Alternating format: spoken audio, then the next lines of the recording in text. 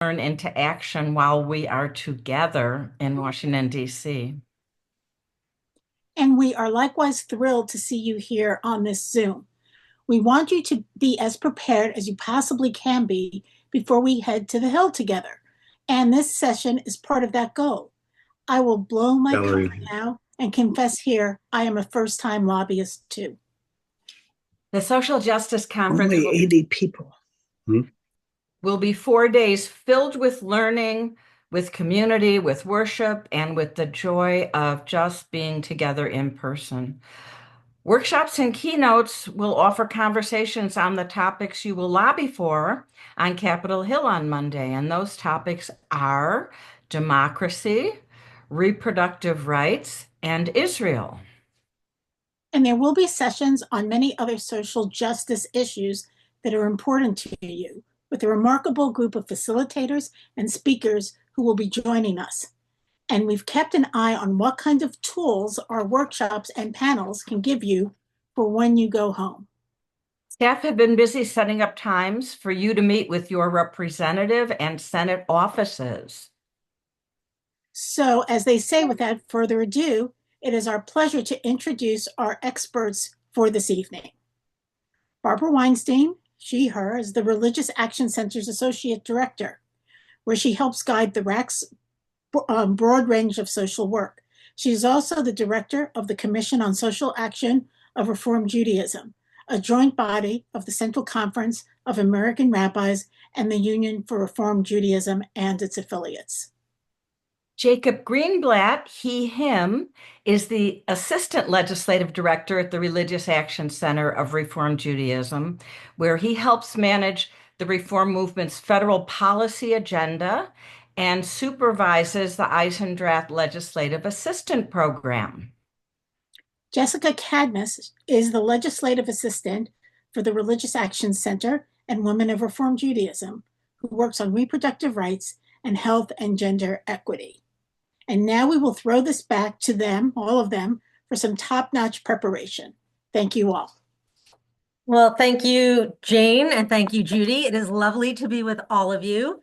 I know there's some number of folks who are on the Zoom tonight who joined us a few weeks ago when we did What is Lobbying About? Why we lobby. Some of what you hear tonight may feel a little familiar. A lot of it won't. So, if you've heard this before, what do they say? You have to hear something at least 3 times before it really sinks in. So roll with it and, consider yourself the expert in the room.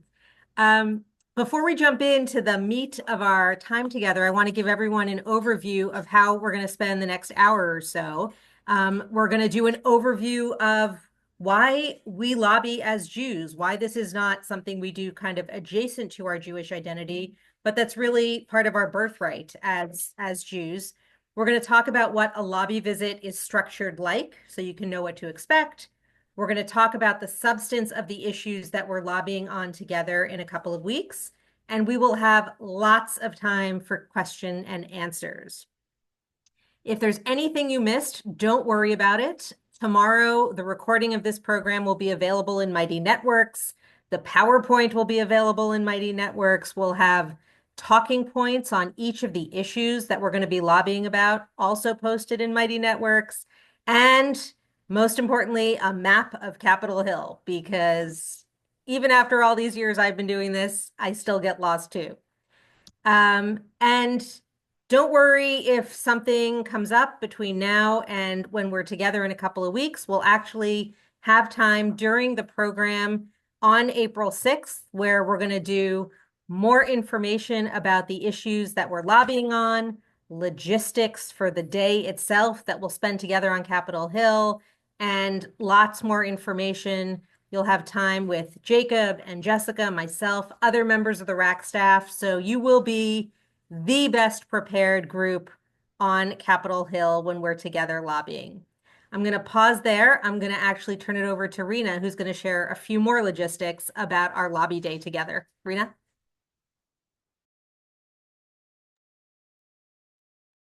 Great. Hi. Thanks, Barb. I needed to figure out how to spotlight myself while I'm also hosting the Zoom. So hi everyone, thanks for being here tonight. We're really excited that this is the first of essentially a two-part lobby prep that we'll be able to give you ahead of our lobby day in DC.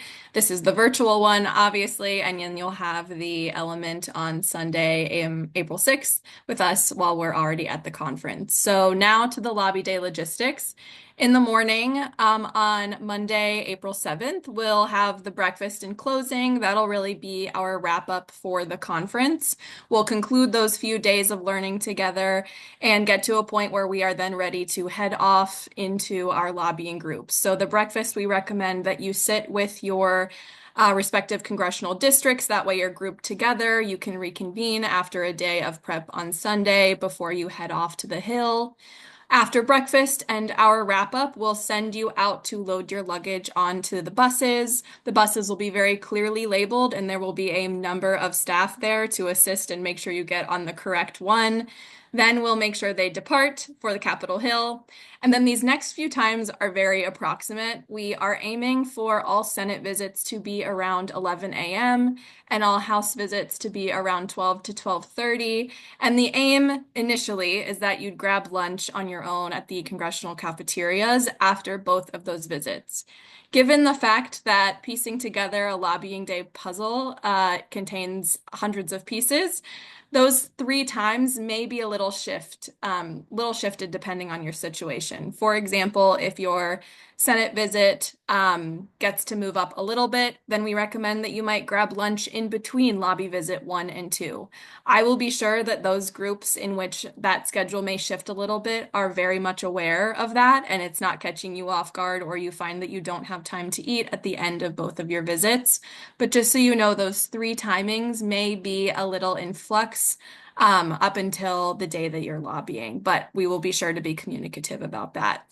Following your lobby visits and time to eat together, then we will get folks back on the buses for departure to your respective mode of transportation. All buses, as we're currently planning, will stop at all Union Station Airport and back at the hotel. So that way folks will be sure that they're getting dropped off at the correct departure location. A couple quick things off to the side. Our goal, as previously mentioned by Jane, is that each attendee will visit one senator. This will be a group with the entire state who's at SJC and lobbying. And then a group will meet with their respective congressional districts. So the Senate will include the entire state, and from there you'll break off into those smaller groups for the House visits. We are working to schedule those and we'll provide an update. You'll be connected to the person who's been working to schedule those visits for you sometime in the next week. Because we have some groups that have larger numbers in attendance at SJC, which is very exciting. We have some larger states such as California or Texas or New York. Some of those states will be split up into 2 Senate meetings. So the majority, we went with 1 senator of the 2 for a state in case we had less than 10 or around 10 folks from a state. But those groups that have larger than that, we've aimed to get 2 separate visits with each senator so that there's not too big of a group there and a lot of folks are able to speak while they're in their visit. Just 2 more notes. Be prepared to meet in a hallway or an atrium. Sometimes the visit is too big. They don't have a space in a quiet, secure office location. So just prepare yourself that you may be a little on the move. It may not be an ideal situation in terms of echo or volume, but the staffer or representative or senator that you may be meeting with, most likely a staffer, is doing their best to provide a location and a situation for you to hear out your group and your visit. And suggested attire. I've gotten this question from a couple folks, and it's always good to know because as we're starting to pack, I would forget this.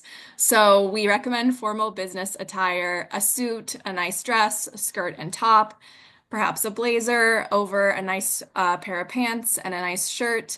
And most importantly, comfortable shoes. I have made the error before of thinking my shoes were comfortable at the start of my day, and by the end, they were not. So I recommend nice looking, very incredibly comfortable shoes for your day on Capitol Hill. The full schedule is in Whova and it is on our website. And after I conclude my brief time right now, I will send that link in the chat. and turn it back over to our three experts. So thanks, everyone. Thank you, Rena. I'm sure there's going to be a lot more questions that come up. Pop them in the chat. We'll also have time at the end for Q&A. But we want to jump in, as I mentioned earlier, talking about why this is central to our identity as Reformed Jews, not something adjacent. And you have on your screen a lovely picture of the 4 Hamantaschen that were left when I took this photo a couple of days ago. Now there's only 3. I can't make any guarantees about how many will be left at the end of the night. And I'm going to tell you in a moment why I think the Hamantash is not just seasonally appropriate, but actually my favorite metaphor for lobbying. So that's a teaser. I'll come back to that in a second. When we think about lobbying as a Jewish value, this really goes back, and I mentioned this in the Zoom we did a few weeks ago. It really goes back to our earliest days as a Jewish people. And the first example is actually someone who didn't lobby, and that's Noah. When God comes to Noah and says, the people of humanity are so wicked that I'm going to destroy them. Get your family, get the animals 2 by 2, build an ark, and hightail it out of there. Noah's like, I'm on it. Where's my hammer? Think of the contrast in a very similar situation when God comes to Abraham a few generations later and says, the people of Sodom and Gomorrah are so wicked that I'm going to destroy those communities. Abraham doesn't say, okay, God, have at it. Abraham says, no, what if I can find 50 righteous people, or 40, or 30, or 20, or 10? God says, okay, if you can find 10 righteous people, I won't destroy Sodom and Gomorrah. Now, ultimately, we know there aren't those righteous people to be found. But the contrast in the way the Torah describes Abraham as the father of a great nation versus Noah, who is described as righteous in his time. And if you think about the time Noah was living, that isn't exactly the most, glorious description that anyone could have. It reminds us of the importance of lifting our voices on behalf of the people who are vulnerable, people who, for whatever reason, cannot make their own voices heard, people we care about, issues, communities that we care about. And that's exactly what we're going to be doing together when we're on Capitol Hill. And it continues on through the generations, from Moses, who goes to lobby Pharaoh in partnership with Aaron, to the prophet Deborah, who lifts her voice, to, of course, again, so seasonally appropriate, Queen Esther, who, when she's told by Mordecai that she needs to go and functionally lobby King Ahasuerus on behalf of the imperiled community of Persian Jews, she is nervous. She's feeling that same kind of butterflies in her stomach that probably a lot of us are feeling, that I'm going to go to Capitol Hill and I'm going to tell my senator, my representative, what they should be doing. Don't they know more than me? Well, in fact, the same way Mordecai told Esther that maybe she was here for just such a moment as this, we are here for just such a moment as this. Now, those Hamantaschen that are on your screen are not just incredibly tasty holiday treats. They are, like I said, a perfect metaphor for what a lobby visit should look like, right? First of all, a triangle itself is one of the strongest shapes, right? The sides support one another. They get stronger under stress. The way each of us are going to go into those visits, we might be feeling that stress, but we're going to support one another. You're going to hear in a minute about the elements, the 3 or 4 elements that make up any lobby visit, the way there's, the 3 sides of a Hamantash.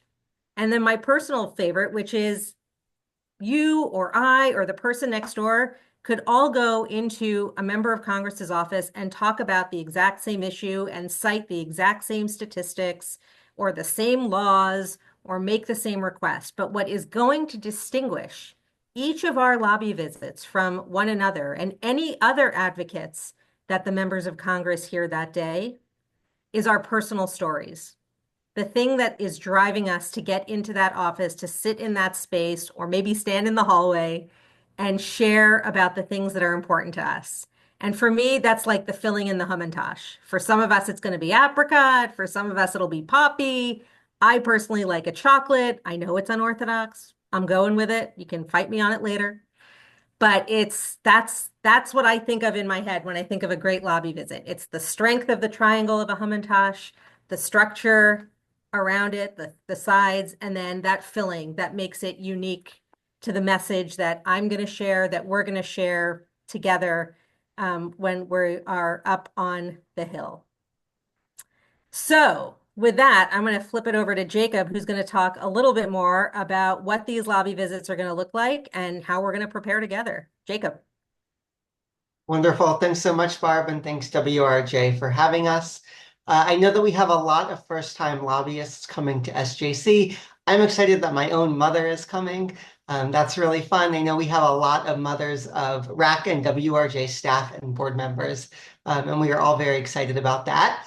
And so I want to start off with a little bit of an overview of what a meeting will look like and what roles you or your group members might be playing in your meeting. So every good meeting will open with a round of introductions. It's really important to make sure that you know a little bit about the staff member, their name, where they're from, what they do, and also that you share about yourselves, your name, your communities, if you're part of a sisterhood, if you're part of a WRJ district. Really good to share that about yourselves and also to explain a little bit about what you're doing in DC at the Marlo J. Feldman Social Justice Conference. Then for each issue that you're lobbying on, and there may be one, you might be lobbying on 3, sort of up to the size of your group and how many topics you want to focus on, you'll do the issue presentation. And we'll talk in a minute about the different parts of the speech and what the presentation might look like. Then at the end of your visit, you'll wrap up thanking the staff or the member of Congress for their time, noting any follow-ups that anybody committed to. And then after the meeting, it's really important to debrief. Sometimes you may have time in person to debrief out in the hallway or as you're walking to your next visit. Other times you might be in a rush and you'll want to debrief later. In the meeting, there are going to be different roles. And so if you were the only person in your meeting, you might be doing all of these roles. If you are in a group of 4 or 5, each person might have a different role. And if you're in a group of 10 or 11 or 12, maybe there's a couple speakers and some other folks who are there as supporting advocates. But I think it is always really important to have somebody who is going to lead the meeting, serve as the MC, make sure that the introductions go smoothly, and that you're transitioning through the different issue presentations. Then you'll have one or maybe more if you're doing multiple topics of issue presenters who can talk a little bit about the issue, give some background, and we'll provide all the materials you need, who can talk about the legislative ask and be really clear on what we want the member of Congress to do. And then, as Barb mentioned, each of us brings our own lived experiences and stories to our visits, and that's what can really make a meeting special and memorable. And so you'll want to make sure that there are a couple storytellers in your group, sharing why the issue matters to you, or to your family or to your community. Another role that's really important is a recorder or a note taker, to write down any commitments that you all made. If, for example, if you don't know the answer to a question that a staff member asks and you decide that you're going to research and follow up later, you'll want to write that down. You want to write down anything that the member of Congress or the staff member says about the bill. If they say, yes, we're absolutely voting in favor of it, or we are still undecided and we need to do a little bit more research. And then finally, supporting advocates. Those are sort of what we like to call anybody who doesn't have a formal role, but is there to show the power of the reform movement in the visit, and to show how many of us care about the issues. I'm seeing a lot of questions in the chat. I know that we are trying to answer those as we go along. We'll also have some time for Q&A at the end of kind of our Lobby 101 to address some of these questions. So if you don't see an answer in the chat, don't worry, we will come back to it in a moment.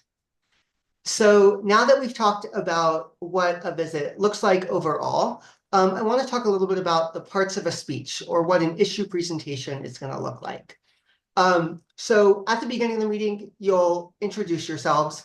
But then if you have multiple topics that you're talking about, you may need to do a quick introduction again as you begin that topic, just to remind the staffer who you are, where you're from. And then for each speech or each topic, we sort of have four major parts of the presentation. The first is the description of the issue, why the issue matters to the country or to the world or to your community, a little bit of background about the problem. And again, we'll provide talking points in draft form in the next couple of days, and then again at SJC on site with all the information you need to be able to confidently describe the issue. Then we are lobbying there as part of WRJ, so it's important to bring in some Jewish values. What I always remind folks is that the members of Congress or the staff that we're meeting with are oftentimes not Jewish, so it's helpful to pick values that are easily explained and that you can offer a little bit of context for. Then again, you'll have the personal story, why it matters to you or to someone you care about or to your family. And then finally, the legislative ask. So we will talk later on tonight about the three topics and the specific legislative asks that we have. Sometimes that will be to support a bill. Sometimes it will be to oppose a bill. Sometimes it will be not a specific piece of legislation, but a broader policy stance that we want the member of Congress to take. And then finally, you'll conclude each speech or each presentation with just sort of a thanks so much for your time. Always really important to say thank you at the end, in part because we want to express the thanks to the members of Congress and their staff for meeting with us, but also just to signify that you're done with the presentation and you're open to questions or to move on to the next topic that you're talking about. And again, you might be lobbying on democracy, you might be lobbying on Israel, reproductive rights, or a combination of all three. And now I will turn it over to my colleague Jessica for some tips and tricks. Thank you, Jacob. So starting off with remembering Moses and Aaron, it's important to remember that there's a lot of roles in this like lobbying situation, and it's important to be a voice and also to support those who are having a voice. Both roles are equally as important, and not everyone can be everything all at the same time. Both roles are essential. And it's really important to be that voice, but also support those when they're telling their stories as well. You also don't need to be an expert on this topic, on any of the topics. We'll have talking points and things to give you. But also it's okay to say, I don't know, and to follow up, as Jacob had mentioned earlier, with like taking notes and things like that. If the staff have any questions that you can't answer at the moment, it's totally fine to follow up later. Also noting that you are probably meeting with staff, which is actually a really good thing because these staff members are the ones who are influencing the congressperson's decision, and they're the ones who are the experts on these issues a lot of the time. And so they can pass along the points to the congress people and tell them our position and why they should support what we are supporting. Um, and the last thing is that members of Congress represent you, so don't be afraid.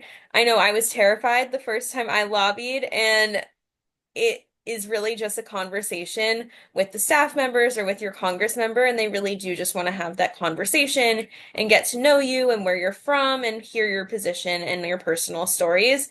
So there's nothing to be scared of. They're just people too, and they want to hear your voices and hear why these issues matter to you and why they're so important. Um, so with that, I think we're going to go into a brief Q&A talking about any questions from what we've said before, and then we're going to move on to the issues on talking about more specifically Israel, democracy, and voting rights and reproductive rights. So if you have any questions on those three issues, we'll be answering them after this, but any questions on what we talked about, we'd love to answer.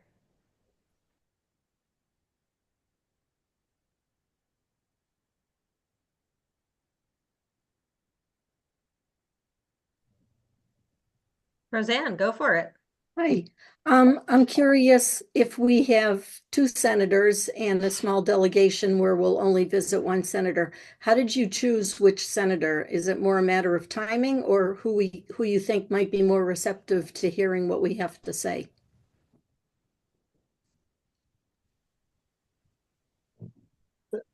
I'm happy to jump in, and maybe Rena, if you want to add as well, because Rena and I talked through some of this together. It was a mix of reasons. Sometimes we pick senators with whom we have a really close relationship and we want to keep building. Sometimes it's a new member who we want to start a relationship with. Sometimes it is a member who has a leadership position in Congress. Sometimes when given the choice between a male and a female senator, we picked the female senator who might just be a little more interested or fun to talk to as a WRJ group. Sometimes, quite frankly, we've had bad experiences with certain offices, and so we picked the other office. So lots of different factors, to be honest.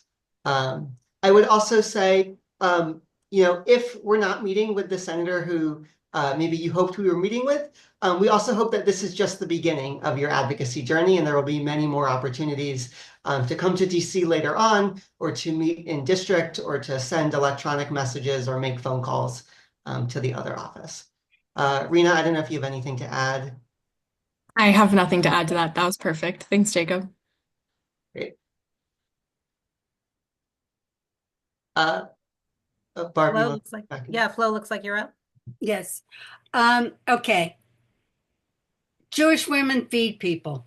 Would it be like we're from California? Would it be all right if we brought little boxes of See's candy to give to the people, or is that frowned upon? No, in-district products or in-state products are actually legal. I wouldn't come with like a Maserati, but as a former staff member in a California member of Congress's office, I can tell you my first experience with See's was when some constituents brought it, and I was eternally grateful and remember it to this day. So kudos. Okay. Erin. So if you're interested in lobbying on just one issue, will you only be with a group that's lobbying just for that issue, or is there potential that you could be in like a mixed group? And I'm from New Jersey, so I don't know if that's going to change the answer, because we are a small but mighty state. I am going to defer to Jacob and Rena on that one. So, Erin, can you explain the situation in terms of like you're referring to if you just wanted to speak on one issue? Yes, for example, I would like to focus on democracy, voting access, and all lines of that, but don't want to focus my lobbying at this time on the other two issues. And so will I be sitting in a room where all other people are lobbying on other issues, or am I just going to be with the democracy people? And I'm just throwing that out as a hypothetical. Right. So I will say what I know, and I will give it then to Jacob to further any information and experience from a similar LaTeX practice. But to my knowledge, Erin, if what you want to speak on is democracy and voting rights, then that is all you need to speak on. You'll be in a group visit, assuming your congressional district visit has other folks. If you're not comfortable lobbying by yourself, you'll be with a group. And those others in that group for your congressional district, as well as your Senate visit, will have others that are speaking on the other topics.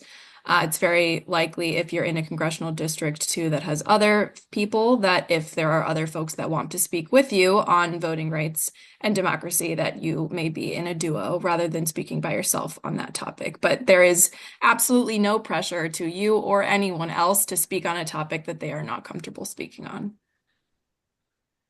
Great, thank you. And one thing I'll add is I know that for some of our larger states, and I'm happy to pull a list after, once I stop sharing my screen, we're going to have captains for the states, and Rena's going to be in touch with those folks in the next couple of days who can help kind of organize the group and who's speaking on what. And if I had to guess, probably the larger visits will speak on multiple topics. Smaller visits could speak on multiple topics, or you might just, if you're the only person, might just write on one of the topics. Yeah. I see Lisa. Yes, Jacob. And a question. What do you mean by debriefing at the end of the form? Just saying thank you, or what does that mean? Debriefing. Yeah, great question. So certainly you'll end the meeting by saying thank you, and then after the meeting, you and your group should gather in the hallway, outside, in the cafeteria, just to sort of reflect on how the visit went. And if there's anything that you want to change for your next visit or that you think our staff should know. I'm realizing I don't know that we have actually set up at this point a way for you all to give us feedback on how your visits went. I think I can probably commit that we'll have some way for that to happen, whether that's via email or a forum. It is always helpful for us to know how visits went, and we sort of take all that knowledge and it informs how the RAC and how WRJ interacts with offices in the future. So if, for example, you had a really great visit with a staffer who you learned is a Reform Jew from your congregation who went to a URJ summer camp and didn't attend our high school social justice seminar, and we don't know that, that's really helpful for us to know because that's a great contact for us to have in the future. I see Cindy. Yes, I'm concerned that I might be the only one meeting with my representative because I don't see that many people from New Jersey going. What happens if that's the case? Cindy, I think I'm in your district. I can confirm, Cindy, that you are not the only one from your congressional okay. district. Thank you. Thank Of course. you. That's good to know. Okay. And I think for folks who are solo, which is certainly more often in the House than in the Senate, I think Rena's reached out to those folks already. What? Yes. And if I have not, please send me an email.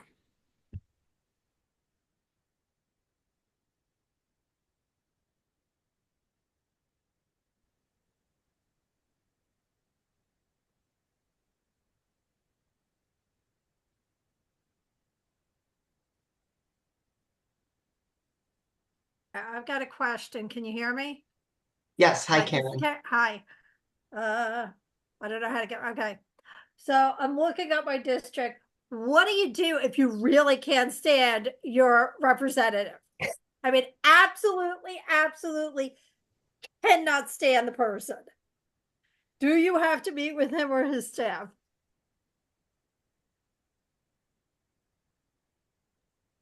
I would feel say- I need to let the RAC folks take this one. Yeah, I would say those are the meetings that, while hard, are like in some ways not the most important, but they're vital, right? Like there are lots of meetings when you're going to go in and express your views, and you know that 99.9% of the time, that member of Congress is not going to do what you hope they're going to do. And they need to know that you're their constituent. You have as much right to share your views. You certainly have as much responsibility to share your views as any other constituent. And they need to know that they have a responsibility to hear you out, to take you seriously. You know, we are speaking truth to power. Whether power always hears us, that I can't promise you. Right. But it is, and some of these meetings, they're going to be hard. You're gonna feel the inhospitable aura, perhaps. This is exactly the moment when we need to be lifting our voices. Okay. Thank you.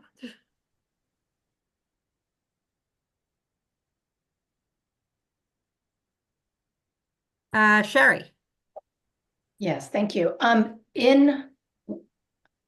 For our Congress people, on their website, is there a section which will let us know how they have been voting all along? There is, yes. Okay, Barbara was shaking her head.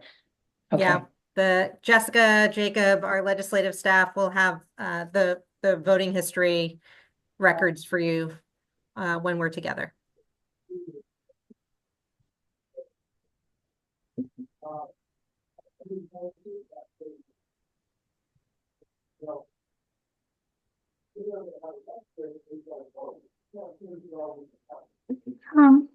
Can anyone hear me? Yeah, hi, I'm Lois Pittler from Fort Lauderdale, Florida. I recently sent a rather scathing our Republican senators are Scott and Moody. They represent Florida, and I sent a rather kind of let them know how I felt about the issues via email. So, and they're pretty, they're tough. They're pretty much immovable when it comes to the issues. So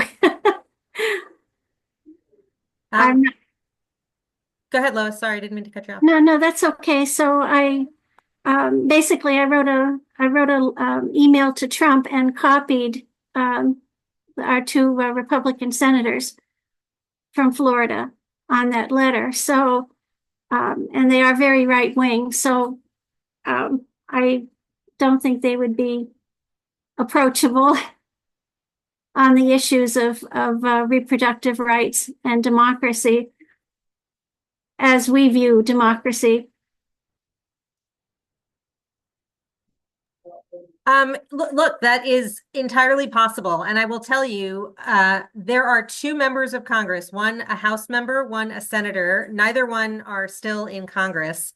The House member, we agreed with, I would say, on 140% of issues. Like, we were so aligned with this member of Congress. It was extraordinary.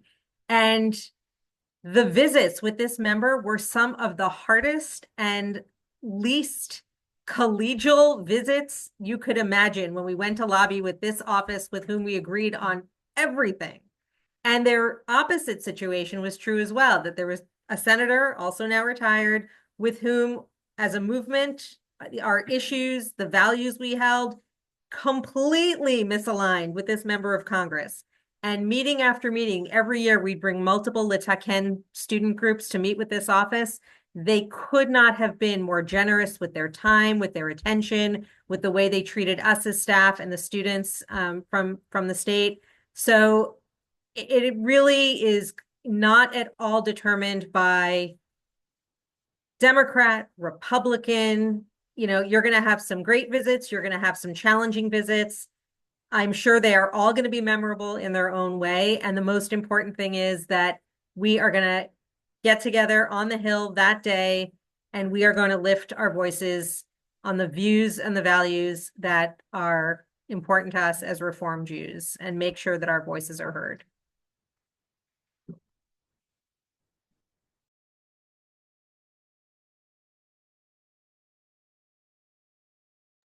I'm not seeing any more hands raised, so if we want to move along, I think we're good for now. And if folks have questions, feel free to throw them in the chat, and we'll have another Q&A option towards the end. Great. So I think the next portion of our time together is an opportunity to learn a little bit more about the issues that we're going to be lobbying on. And I know that each of us has countless issues that are weighing on us now, especially. There's so many things we care about. What we're going to ask of you is that when we go together to Capitol Hill in 2 weeks, we are going to stick together and stick to a predetermined set of issues that align with the priorities of WRJ, of the reform movement more broadly. And if there are other issues that you want to lobby on or other views you hold than those that we collectively share as a movement on the issues that we're going to be lobbying on, hold those for another lobby opportunity. That can be in DC if on a future visit, or it can be at home. Every member of Congress, both in the House and the Senate, has district offices, a lot closer to get to, easier to get to than coming all the way to Washington. So if there's something you want to lobby on that's not in the pool of issues we're talking about tonight, we will absolutely give you some guidance on how to set up those meetings and do that at another time. But for our visits, we're going to focus on a few particular issues. And the first one, I know near and dear to all of us as a movement, is Israel. And we know, of course, the situation isn't even changing day to day, it's changing hour to hour. So we're going to share some information tonight. We're going to obviously make any adjustments that we need to make before we spend our time together on the Hill. But one thing that will absolutely not change is how deeply felt, how central our commitment to Israel, to IMPJ, the Israel Movement for Reform and Progressive Judaism, to Women of the Wall, to the Israel Religious Action Center, to the nearly 30 Israeli WRJ groups. That connection is only going to get deeper and stronger. And it informs everything that we're going to be saying and doing around Israel-related issues when we're together on the Hill. Chief among them, of course, is our commitment to a peaceful future for Israelis and Palestinians alike, to advancing democracy and equal rights and religious pluralism in Israel, which is so important to all of us. And of course, in this moment, we are also committed to the hostages' return. And we are echoing the voices of the hostages' family members themselves, who are believe deeply that a ceasefire is the most effective way for those who are being held to be freed. We also know and believe strongly that peace is essential for Israel's security and well-being over the long term, that the occupation of the West Bank and the expansion of settlements there, as well as the oppressive treatment of Palestinians generally, those are all impediments to the peaceful future that we seek. And the same goes for the recent rhetoric that has been happening regarding the reoccupation of Gaza, also an impediment to peace. So those are the things that we are concerned about. The things that we believe deeply need to happen are U.S. Aid, foreign aid to Israel, and humanitarian aid to the Palestinians, both of which are essential in terms of Israel's security and to a long-term investment in Palestinian civil society, with, of course, the assurance that that aid does not wind up in the hands of terrorists, including Hamas. So the three things specifically that we're going to be lobbying for are, number one, U.S. leadership toward a renewed ceasefire that guarantees release of all of the hostages held in Gaza. That's one. Number two is foreign aid to Israel and humanitarian aid to the Palestinians. And number three is ongoing U.S. leadership toward peace negotiations overall. So again, we've got a couple of weeks between now and when we're going to be together on the Hill. We'll make any adjustments that we need to make. But those are the three things in the context of Israel that we'll be lobbying on together. And Jacob's going to talk about the next issue we'll be lobbying on. Great. Thanks so much, Barb. So the second issue that you'll have the opportunity to lobby on is democracy. And the bill that we are going to be talking about is a bill called the SAVE Act. So I'm going to share my screen and share the talking points that we'll be providing on this issue. And I should say we're going to have talking points on all three. I shared the ones on Israel at the very end of Barb's presentation. These will be posted in the next couple days in Mighty Networks. They are in draft form right now. So as Barb said, the situations are changing day by day, sometimes hour by hour. And so we will provide updated talking points closer to SJC and then on site. So let me share my screen. Okay, so in our talking points here, we have a little bit of background on voting rights and the reform movement's history in voting rights and democracy. I'm not going to talk us through each piece here, but just to say that there's a lot of information here that you can pull from, and you do not have to use all of it. To talk a little bit about why voting rights is important to our movement and the role that we have played, that WRJ has played since the 1940s in supporting voting rights, and then the role that the RAC played starting in the 60s with our founding and the work that we did in the civil rights movement. But the bill that we are going to be talking about in the democracy space is a bill called the Safeguard Americans Voter Eligibility Act, or the SAVE Act. This is a really bad bill. We are going to be opposing this bill. So what this bill would do is it would amend the National Voter Registration Act of 1993 to require voters to provide in-person documentary proof of citizenship in order to register to vote or to update their voter registration. Documentary proof of citizenship could be something like a passport. It could be a naturalization paper. It could be a birth certificate. The key problem here is that not everybody has these documents, or not everybody has these documents that match their current name. One prime population that doesn't have documents that match their current name is married women who change their name after being married, where if they don't have a passport, the name on their birth certificate doesn't match their changed married name. So I think that that is really something that WRJ is going to have a key role in highlighting. This bill is being purported to address non-citizen voting fraud, to crack down on undocumented immigrants who were supposedly voting illegally. Voter fraud, non-citizen voting is already illegal, and it's not a problem. There's study after study that shows that it is really, really, really rare.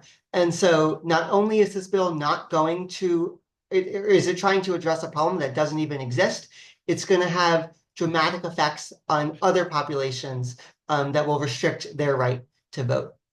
So you'll see here we have some background on the SAVE Act, the different populations that it's going to harm. It would also harm people who don't have passports, who have experienced natural disasters and lost their documentation. It's going to harm people who would have registered to vote by mail. Now they will have to register to vote in person and provide these documents at a DMV or a government office. That's just another barrier for people trying to register to vote or update their voter registration. That's going to then depress turnout. It also makes it possible for private citizens to sue election workers who they don't think are complying with the law. We know that the majority of election workers are women, that they're disproportionately women, and so it is just another avenue for people to go after women and other folks who are really just trying to make sure our elections function.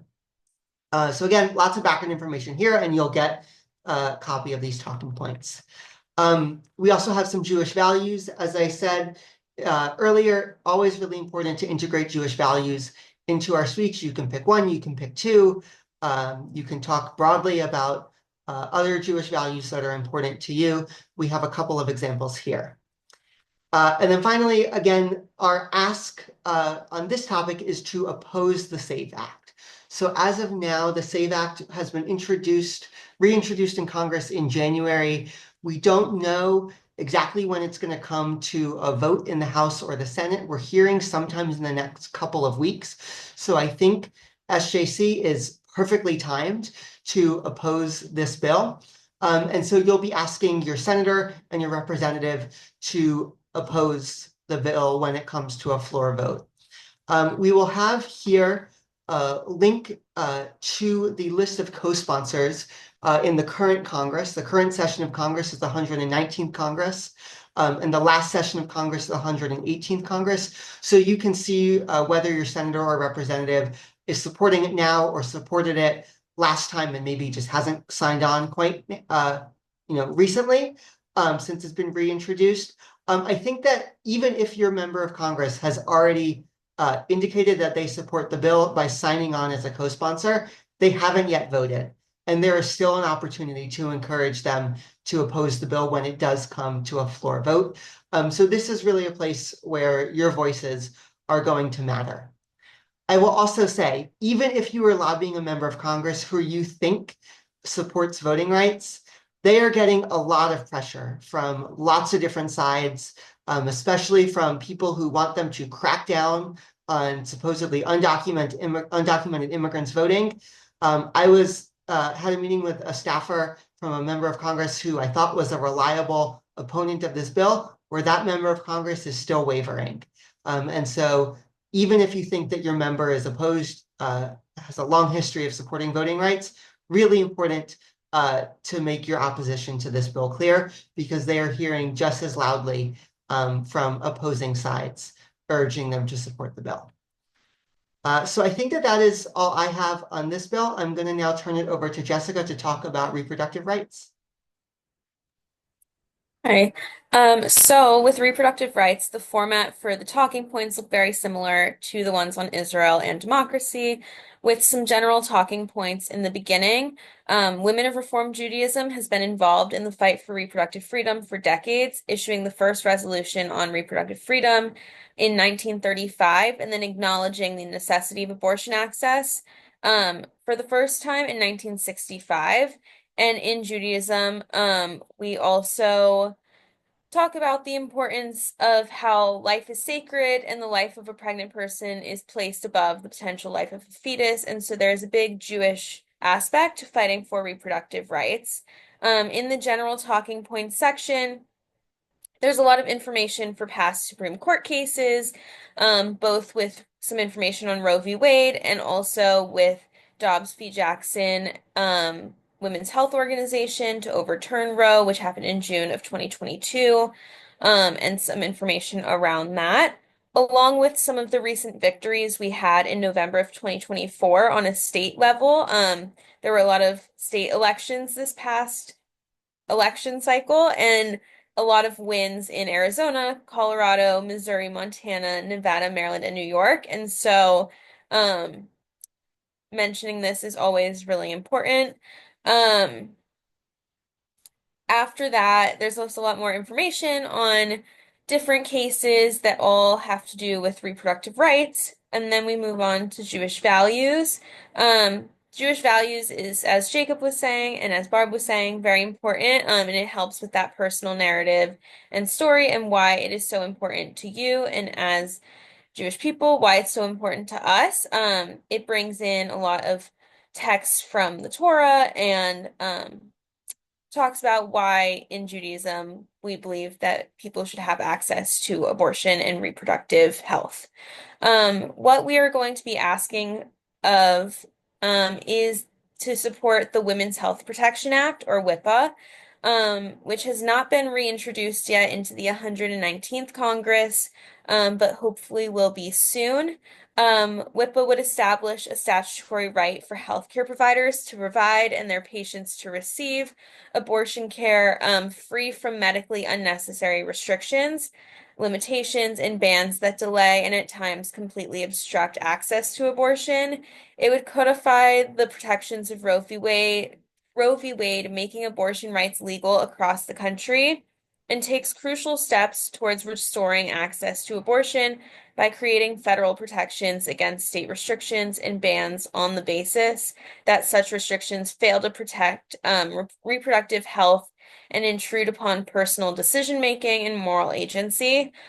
So although we're seeing a lot of wins on the statewide level, the Women's Health Protection Act is extremely important on that federal level to ensure that everyone in the country has access to safe reproductive health care. Similarly to the other talking points as well, we also have the list of if your senator and representative co-sponsored this bill when it was introduced in the 118th Congress, and that could give some indication on whether or not they would co-sponsor it again. For representatives and senators who are new and they have not had a position on this yet, looking at how they vote on other reproductive rights bills could give a good indication, but it's really important, even more important to get their name to co-sponsor if and when it is reintroduced in the 119th Congress. So this just has a lot more background on all of that, and yeah.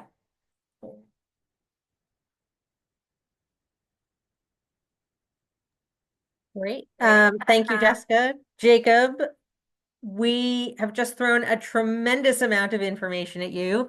We're going to go to Q&A in just a moment, but before we do so, one important contextualizing thing that probably should have mentioned right up front is a reminder that WRJ, the RAC, URJ, CCAR, and all of our congregations are what's known as 501c3 organizations under the tax code, meaning we have an obligation to be nonpartisan.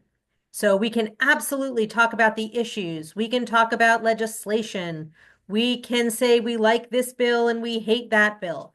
But what we cannot do is endorse or oppose any candidates or parties. So we're not talking about we hate this party and we love that party. We're not doing, we're not talking about whatever fundraising we've done for a particular candidate or party in the context of these visits. We're keeping it strictly focused on the issues, which is absolutely permitted. There is, 2 centuries of tradition of faith voices inspired by their prophetic teachings, lobbying in Congress, lifting up their voices, but we do it keeping our focus on the bills, on the issues, not on the people or the parties. So I just wanted to kind of put that ribbon on everything we shared.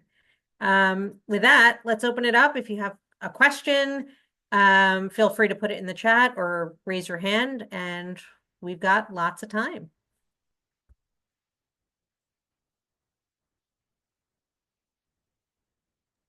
Cheryl, I see your hand if you want to.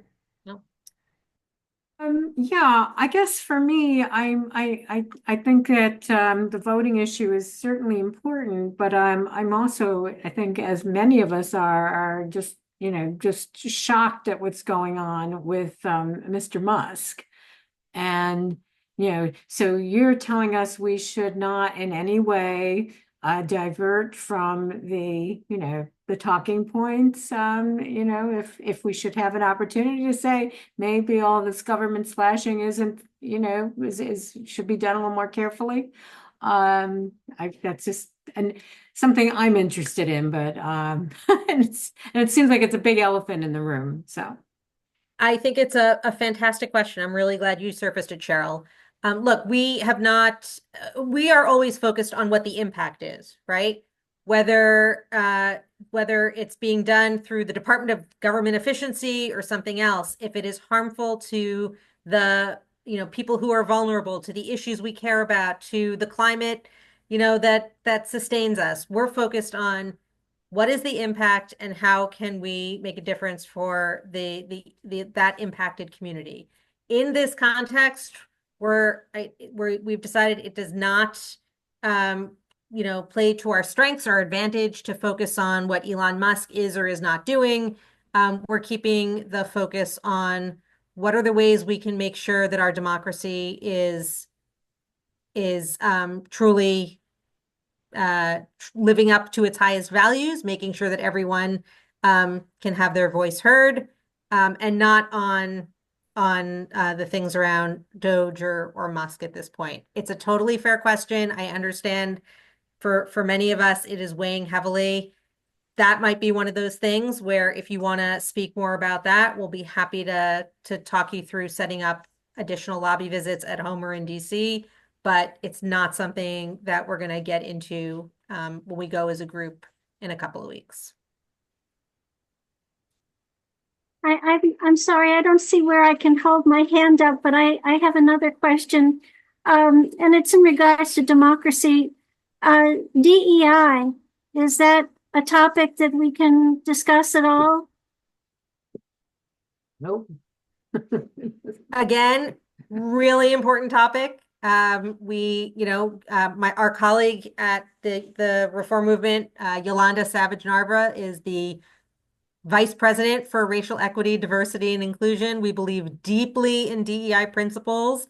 A lot of them are reflected in the voting rights issues that come into play because disproportionately people of color have been had their voices and votes suppressed. But we're not tackling like DEI as a specific issue when we're together on the Hill. There are, unfortunately, no end to the issues that we could spend, years and years lobbying on because there is sadly so much that is broken in the world right now. So for logistical purposes, for educational purposes, we had to kind of limit, create a focus for how we would spend our time together. I know there's, again, lots of other issues people want to talk about. We're going to talk about these issues when we're together. And again, we'll help you set up any other visits for those additional topics. Sally, it looks like you've got your hand up. Thanks. I would suggest then not calling the voting rights issue democracy, because we actually may not have a democracy in another 6 months. And if you want to talk about voting rights, then that's voting rights. When you mention democracy, I thought we're actually talking about the risk that we have to whether we'll have a democratic country and any more real elections. So if that's not what we're talking about, then I'd just suggest we phrase it as voting rights and leave off the democracy part. I know we're not going to talk about the others because you've said these are the only three. So I'd just say not calling it democracy. I appreciate you flagging that, Sally. What I will add too is that we've shared the several large three umbrellas that we're really focusing on throughout SJC, and I want to explain further that democracy is an issue that we're actually exploring throughout the entire conference. And as we get to lobbying, we're focusing a little bit on voting rights specifically, as there is an act at which we can make a legislative ask, rather than a larger, more broadband democracy ask, which wouldn't have a tangible, specific legislative piece to move along. I hear you though, and like very much, and just want you to know that throughout the conference, we'll be covering a lot of the larger umbrella democracy topic. And if the RAC folks have anything to add to that, I'm open to having that too.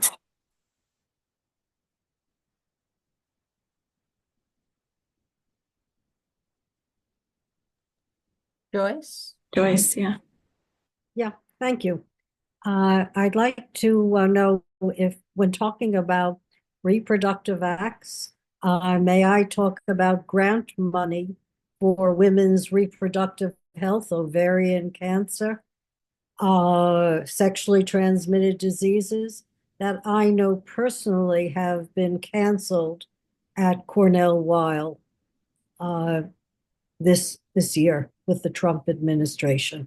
Their grant money is 100% gone for women's reproductive rights and health. Joyce, I think that actually is a great example of what I was talking about with the Hamantaschen before. That is a personal story, something that is resonating deeply with you. It informs your commitment to reproductive rights and health. That is, we're all living in the very difficult world right now. We're not obviously oblivious to what's going on.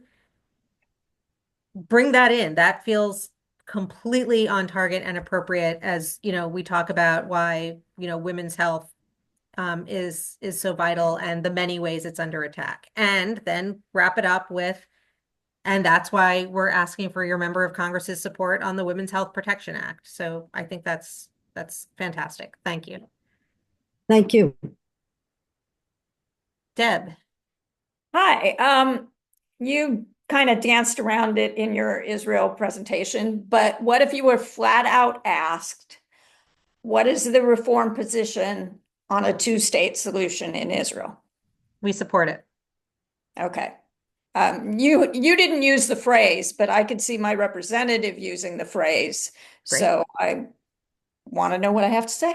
Yeah, look, in our conversations with our Israeli colleagues, we have heard that it is a very, even for long-standing supporters of a two-state solution, it is a fraught phrase in Israel right now. And so we completely support it and are also finding different ways to talk about it. But if absolutely, full steam ahead if you want to use that phrase. Thank you. Sure. Sharon. So I have more of a logistical question. So I'm one of those representative teams of one. And I wasn't maybe paying attention, but are the groups that have more than one person, are they going to get together before? Can we do for those of us that are lone, I think somebody had said lone cowboys, is there an opportunity for us to kind of become know where we all are so we could maybe support each other before and we don't feel like we're really all alone? I don't know if there's if at breakfast or something, we could have a table for the onesies. So What I will add here, Sharon, first of all, it's a fantastic idea. Second of all, I think what will be really beneficial is that state huddle time. Just because you're the only person from your New Okay. Jersey congressional district, there are a multitude of people from Jersey Okay. statewide. So that state huddle time will be really important. For example, what you bring to your congressional district could be very similar to something that another congressional district is bringing in the state of New Jersey to their representative. So I think that speech Okay. writing and speech reading piece will really come naturally when you are all grouped together. You can work on that with other districts too, just as long as you know what you yourself are saying during your visit. But you will have plenty of time to meet with not only those in your state, but during breakfast, if you choose to meet with those other single cowboy folks, then you're more than welcome to do that too. Yeah, we're the lone rangers.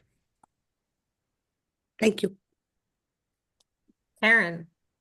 How do we find out like who's from our state and how many are with our particular districts? And I do want to clarify, I was looking at my state district and not my federal people, and I do love everyone on my federal representative, so that's not going to be an issue.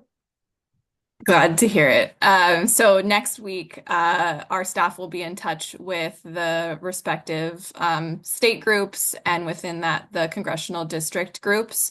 We'll be getting in touch with you all, and we'll be sure to not just be CC those folks so that you are all aware and have the contact information of those in your group so you can start to meet one another and move forward from there so you know what the status of your visits are.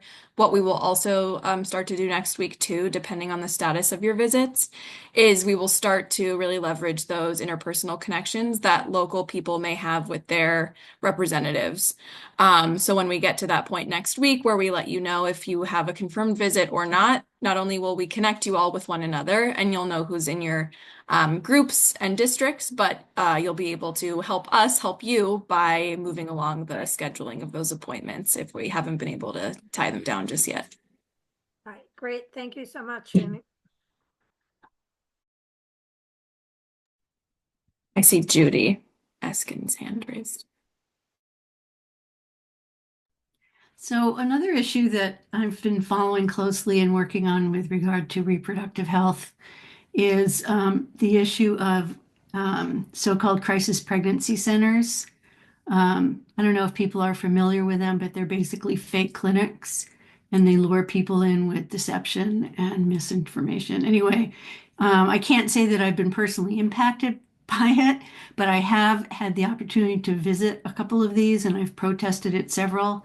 Is it legitimate to bring that issue up as part of the reproductive rights decision? It's really, they're a really dangerous organization. 100%, Judy. Okay, thank you. And I should just mention, until a week ago, I thought they were all run by Christian affiliate organizations, but I've recently learned that there is a Jewish version that I think is run by the Chabad movement. So that was kind of distressing to learn.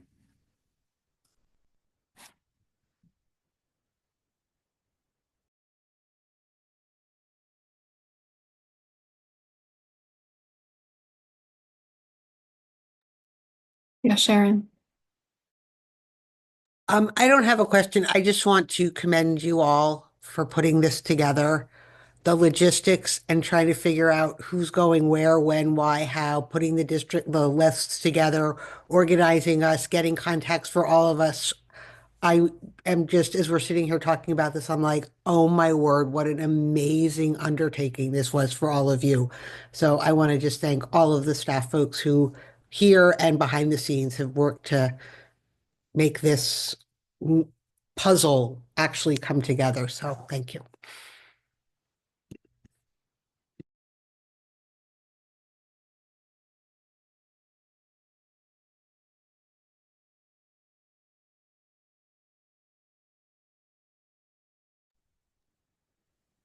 We've got a couple more minutes for questions if anyone has them. And while you think about it, we would be remiss if we did not remind everyone that voting in the World Zionist Congress is open now. So maybe like a little show of hands if you voted or pop it in the chat. Ah, fantastic. I'm going to put the link to vote in the chat. We're voting reform number 3 on the ballot. Here is the link.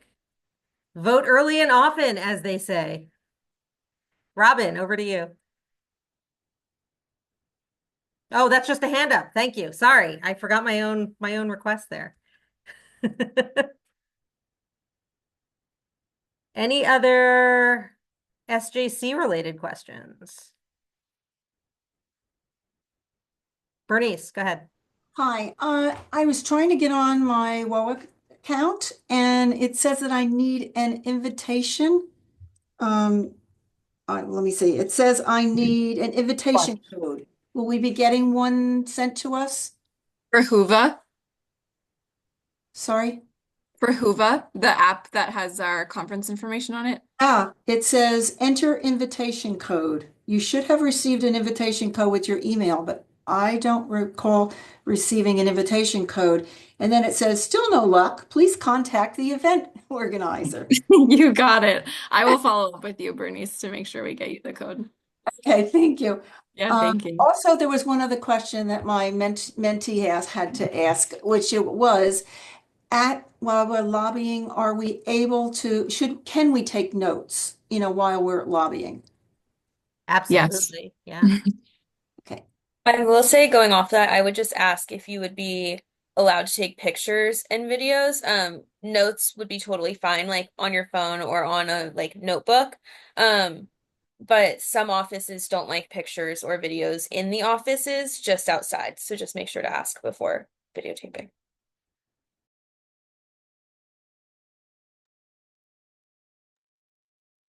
Barbara.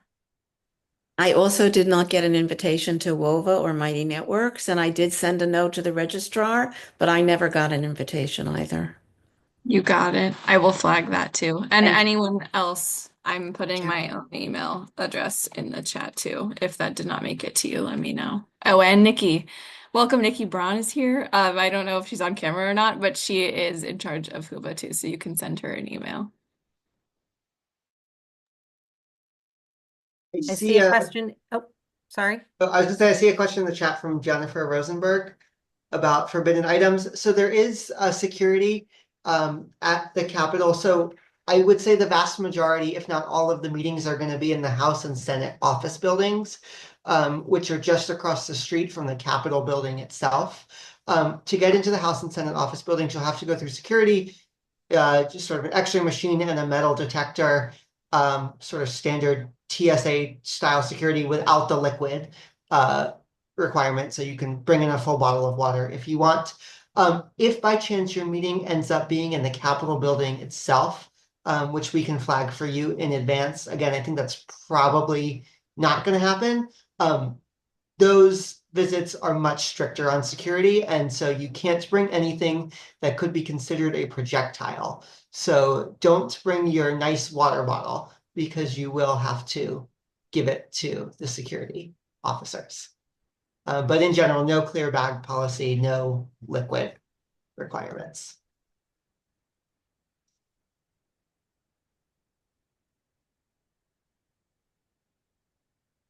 I have a question.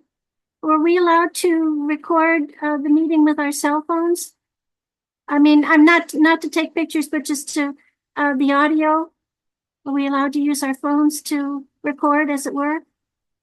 My guess is, first of all, you should always ask permission from the other attendees and whoever you're meeting with, staff or members. My guess is they will not be open to that. Everyone's a little leery these days of gotcha videos, etc. So you can ask, but I wouldn't anticipate that would be a welcome thing by the staff members you're meeting with. Okay, I just thought it was worth the ask. Yep, fair enough.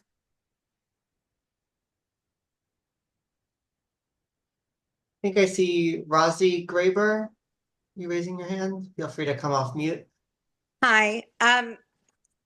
Thank you, Bernice, for mentioning the thing about the notes.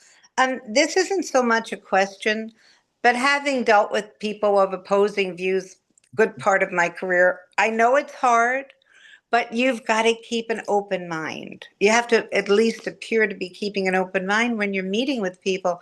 if we go in with a closed mind, how can we expect the person we're talking to listen to us? So, I mean, I know it's hard, and I've heard a lot of people saying, "Oh my God, I can't do this," but if you want them to listen to you, you have to. I think you have to, and it's hard. You have to practice that too. But just my 2 cents. Thanks, Rosie.